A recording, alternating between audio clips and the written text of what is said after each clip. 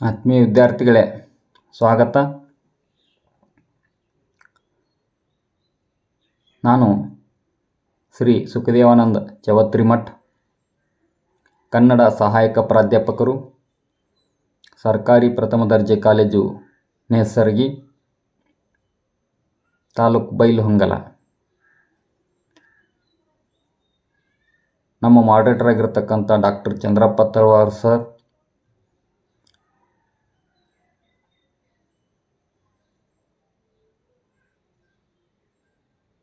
ಸಹ ಪ್ರಾಧ್ಯಾಪಕರು, ಸರ್ಕಾರಿ ಪ್ರಥಮ ದರ್ಜೆ ಕಾಲೇಜು ಪಾಶ್ಚಾಪುರ್, ರಾಣಿ ಚೆನ್ನಮ್ಮ ವಿಶ್ವವಿದ್ಯಾಲಯ ಬೆಳಗಾವಿ. ಇವರು ಅಳವಡಿಸಿರುವ ಪಠ್ಯಕ್ರಮ BA BSW SCP 1ನೇ ಸೆಮಿಸ್ಟರ್ನ ಅವಶ್ಯಕ ಕನ್ನಡ ವಿಷಯದ ಘಟಕ 1ರಲ್ಲಿ ಬರುವಂತಹ ಅಧ್ಯಾಯ 2 ಕೀರ್ತನೆಗಳು. ಅದರಲ್ಲಿ 2ನೇ ಕೀರ್ತನೆ, ತನುವ ನೀರೊಳಗ ಅದ್ದಿ ಫಲವೇನು,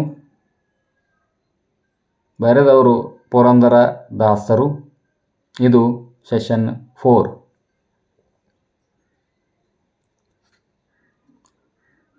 ಮೊದಲಿಗೆ ಕವಿ ಪರಿಚಯ. ಪುರಂದರ ದಾಸರು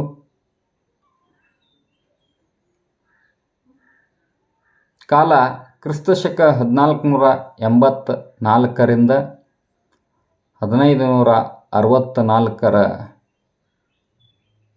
ಅವಧಿಯಲ್ಲಿ ಬದುಕಿ ಬಾಳಿರತಕ್ಕಂತಹ ಕನ್ನಡದ ಶ್ರೇಷ್ಠ ದಾಸರು, ಕೀರ್ತನಕಾರರು.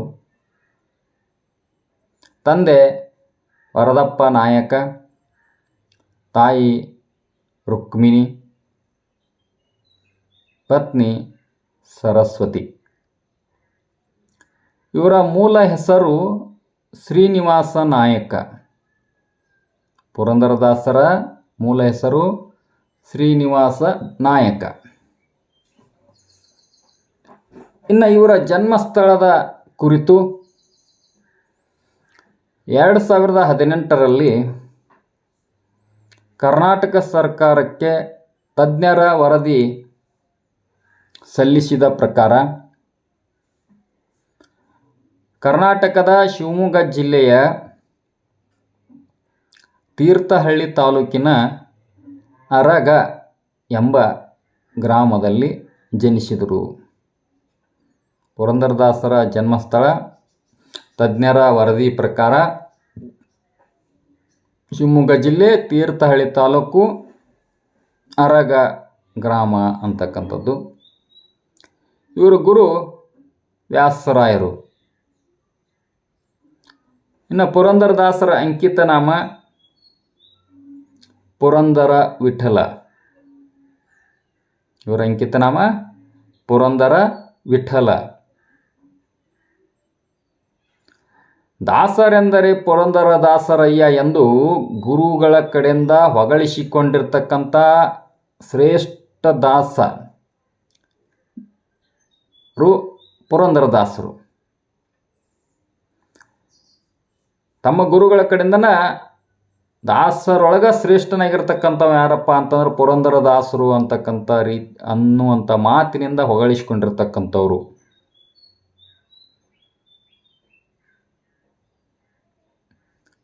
ಸುಮಾರು 4,75,000 ಕೀರ್ತನೆಗಳನ್ನು ರಚಿಸಿದ್ದರು ಎಂದು ತಿಳಿದು ಬರುತ್ತದೆ. ಪುರಂದರದಾಸರು ಸುಮಾರು 4,75,000 ಕೀರ್ತನೆಗಳನ್ನು ರಚಿಸಿದ್ದರು ಎಂದು ತಿಳಿದು ಬರುತ್ತದೆ. ಆದ್ದರಿಂದಲೇ ಇವರು ಕೊಟ್ಟಿರ್ತಕ್ಕಂಥ ಕೀರ್ತನೆಗಳು ಸಂಗೀತ ಪರಂಪರೆಗೆ ಬಹುದೊಡ್ಡ ಆಸ್ತಿಗಳಾದವು. ಅದಕ್ಕಾಗಿ ಪುರಂದರದಾಸರನ್ನು ಕರ್ನಾಟಕ ಸಂಗೀತ ಪಿತಾಮಹ ಎಂದು ಕರೆಯಲಾಗುತ್ತದೆ. ಪುರಂದರದಾಸರನ್ನು ಕರ್ನಾಟಕ ಸಂಗೀತ ಪಿತಾಮಹ ಎಂದು ಕರೆಯಲಾಗುತ್ತದೆ. ಪುರಂದರದಾಸರು ಮೊದಲು ಲೌಕಿಕ ಜೀವನದಲ್ಲಿ ಆಭರಣಗಳ ವ್ಯಾಪಾರಸ್ಥರಾಗಿದ್ದರು. ಸಾಕಷ್ಟು ಸಂಪತ್ತನ್ನು ಹೊಂದಿದ್ದರು. ಸಂಪತ್ತಿನ ವ್ಯಾಮೋಹದಲ್ಲಿ ಮುಳುಗಿ ಹೋಗಿದ್ದರು. ಒಂದು ದಿನ ಅವರ ಪತ್ನಿಯಿಂದ ಜೀವನದಲ್ಲಿ ತಿರುವನ್ನು ಪಡೆದುಕೊಳ್ತಾರೆ. ಪತ್ನಿಯ ದಾನ ಮಾಡುವ ಗುಣ ಪುರಂದರದಾಸರನ್ನು ಬದಲಿಸಿತು. ಒಬ್ಬ ವ್ಯಕ್ತಿಗೆ ದಾನವನ್ನು ಮಾಡಿರ್ತಾಳೆ ಪತ್ನಿ ಸರಸ್ವತಿ. ಏನನ್ನು ದಾನ ಮಾಡಿರ್ತಾಳೆ ಅಂತಂದ್ರೆ ತನ್ನ ಮೂಗುತಿಯನ್ನು ದಾನವನ್ನಾಗಿ ಕೊಟ್ಟಿರ್ತಾಳೆ. ಆ ಮೂಗುತಿಯನ್ನು ತೆಗೆದುಕೊಂಡು ಹೋಗಿರ್ತಕ್ಕಂಥ ಆ ವ್ಯಕ್ತಿ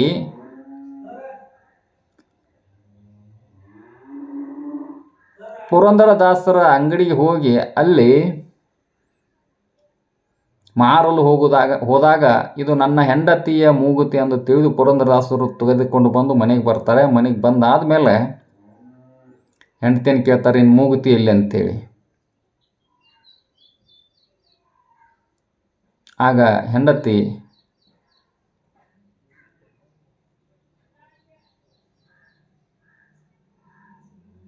ಒಳಗಡೆ ಹೋಗಿ ನೋಡಿ ತೊಗೊಂಬರ್ತಾನಂತೇಳಿ ಹೋಗ್ತಾಳೆ.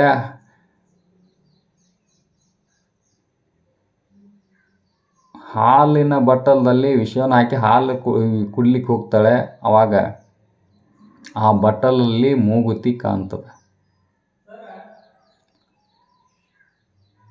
ಹೀಗೆ ಪುರಂದರದಾಸರು ಆ ಬಟ್ಟಲನ್ನು ಬಡಿಲಿಕ್ಕೆ ಹೋಗ್ತಾರೆ. ಅದು ಬಟ್ಟಲಾಗಿಂದ ಬಿದ್ದು ಮೂಗುತಿ ಕೆಳಗೆ ಬೀಳ್ತದೆ. ಅಲ್ಲಿ ಮೂಗುತಿ ಇರ್ತದೆ, ಪುರಂದರದಾಸರ ಕೈಯಲ್ಲಿ ಮೂಗುತಿ ಇರ್ತದೆ. ಹೀಗಾಗಿ ಅಲ್ಲಿ ಪರಿವರ್ತನೆಯಾಗಿ ಅಲ್ಲಿಂದ ಇದು ಭಗವಂತನ ಲೀಲೆ ಎಂದು ತಿಳಿದುಕೊಂಡು ಪುರಂದರದಾಸರು ತಂಬೂರಿಯನ್ನು ಹಿಡಿದುಕೊಂಡು ಮನೆಯಿಂದ ಹೊರ ನಡೆದು ದಾಸರಾಗಿ ಪುರಂದರದಾಸರಾಗಿ ಕನ್ನಡ ದಾಸ ಸಾಹಿತ್ಯದಲ್ಲಿ ಶ್ರೇಷ್ಠರಾಗಿರ್ತಕ್ಕಂಥವರಾಗಿದ್ದಾರೆ. ಕೀರ್ತನೆಯ ಆಶಯ.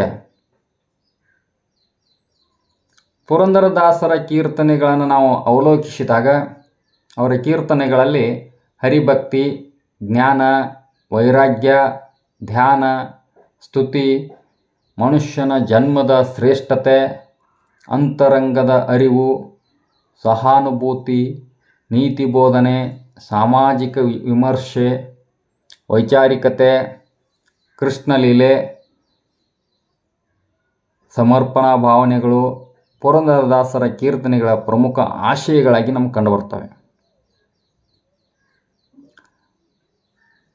ಹಾಗಾದರೆ ಈ ಪ್ರಸ್ತುತ ಕೀರ್ತನೆಯಲ್ಲಿ ನಿಜವಾದ ಸ್ನಾನ ಯಾವುದು ಎಂಬ ವೈಚಾರಿಕತೆ ಇದೆ.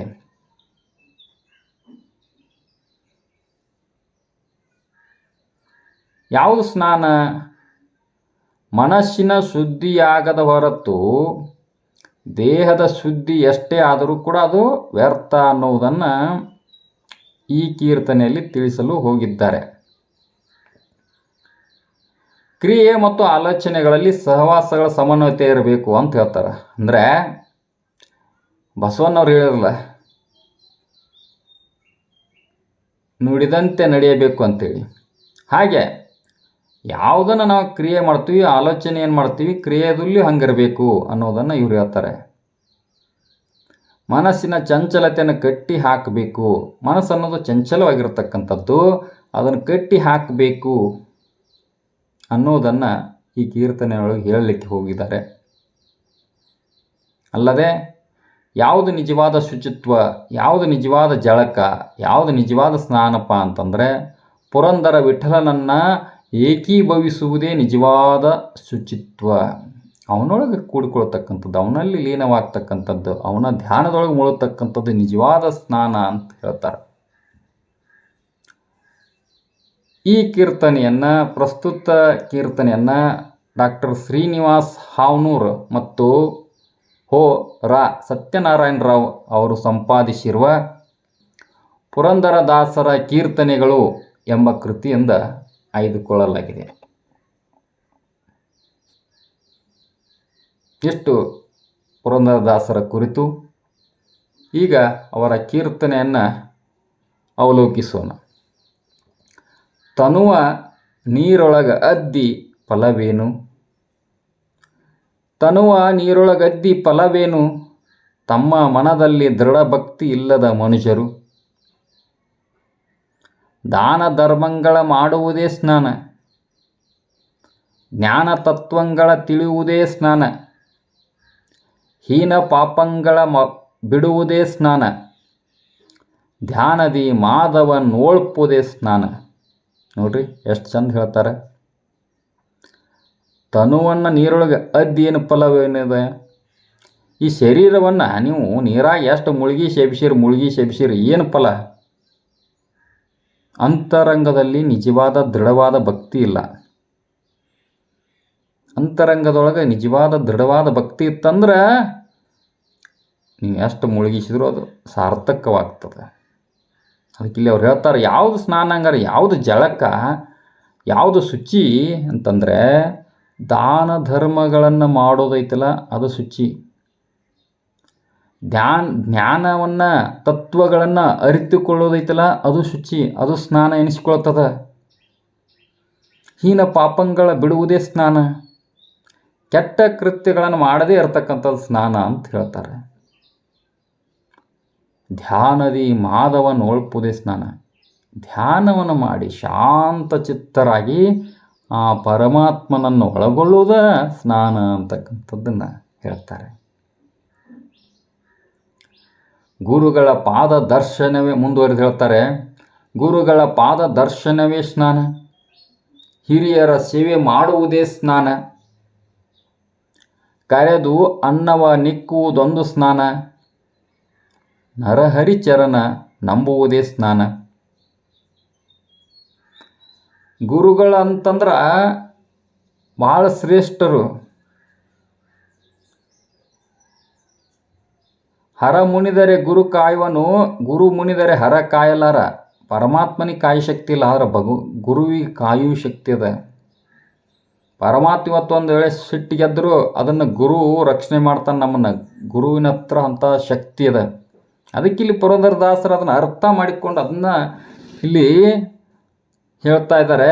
ಗುರುಗಳ ಪಾದ ದರ್ಶನವೇ ಸ್ನಾನ. ಆ ಗುರುಗಳ ಪಾದದ ದರ್ಶನ ಆಕ್ಕತ್ತಲ್ಲ ಅದ ಒಂದು ದೊಡ್ಡ ಸ್ನಾನ.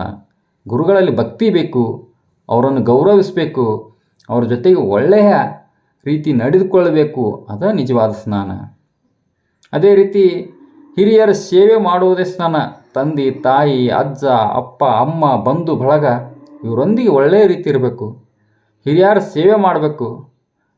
ನಿಜವಾದ ದೇವರು ನಿಜವಾದ ಸ್ನಾನ ಯಾವುದಂದ್ರೆ ತಂದೆ ತಾಯಿಗಳು ಹಿರಿಯರನ್ನು ಗೌರವಿಸಬೇಕು, ಅವರಿಗೆ ಸಹಾಯ ಮಾಡಬೇಕು, ಅವರ ಸೇವೆಯನ್ನು ಮಾಡಬೇಕು ಅನ್ನುವುದನ್ನು ಇಲ್ಲಿ ಪುರಂದರದಾಸರು ತಿಳಿಸಿಕೊಡ್ತಾರೆ.